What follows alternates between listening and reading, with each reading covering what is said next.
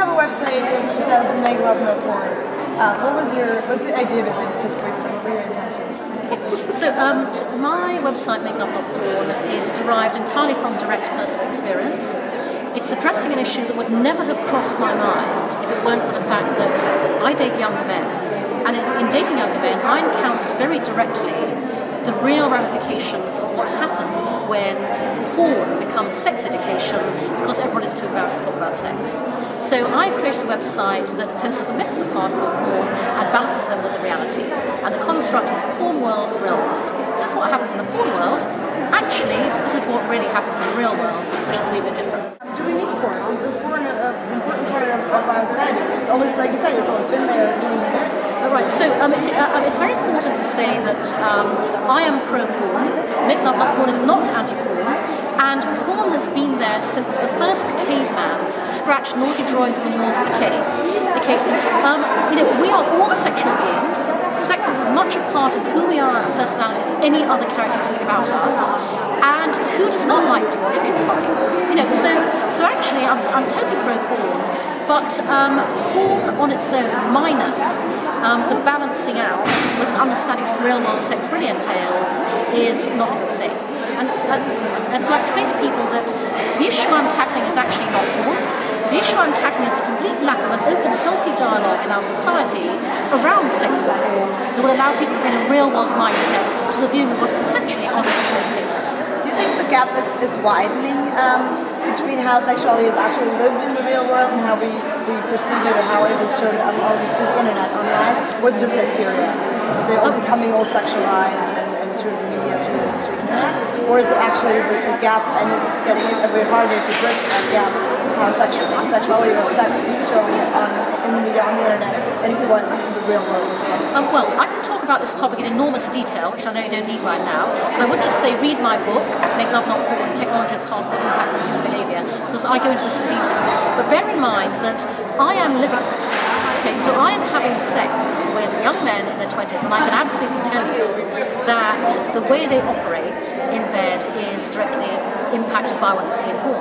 And it's very important to say, by the way, that overly porn-influenced sexual behaviour is often driven by the best of all possible motives, not the worst. We all get very vulnerable when we get naked. Okay, sexual egos are very fragile. People find it bizarrely difficult to talk about sex to the people they're having sex with while they're actually having it.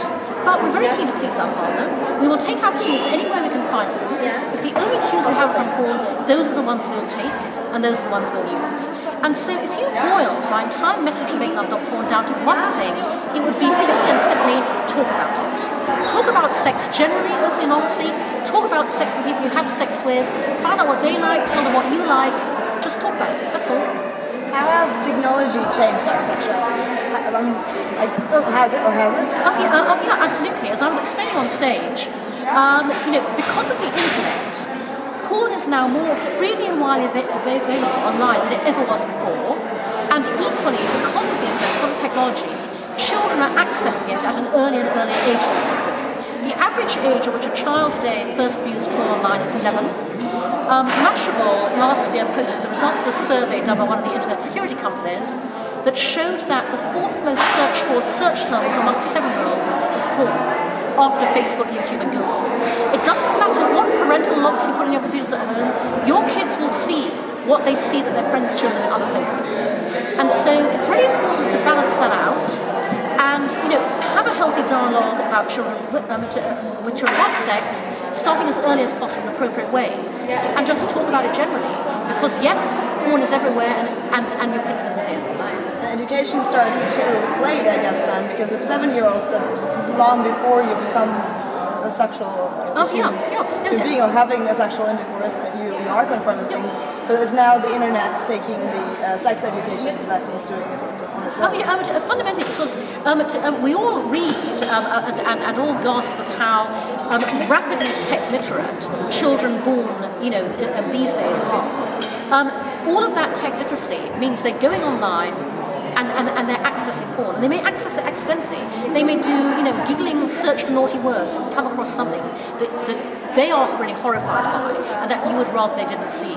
And so, actually, from the moment your child starts touching itself, or doing natural, enjoyable things, just be healthy about it. Don't freak out. Don't be prudish. Just have an open, healthy dialogue. So how can we socialize porn?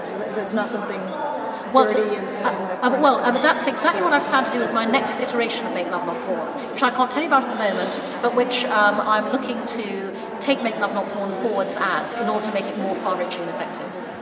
Can you give us some advice how young people should explore their sexualities nowadays?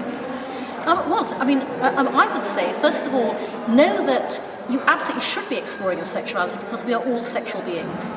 As I said earlier, sex is personality. It's absolutely a part of who you are. But really be aware that what you see in porn is artificial entertainment.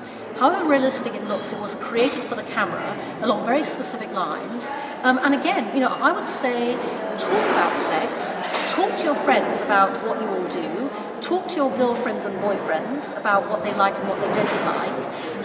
The best possible starting point for a great sex life is mutual exploration, finding out what somebody likes, and learning what you like, and being very open about what you like, and asking people to engage in that with you, and just talk about it and have fun.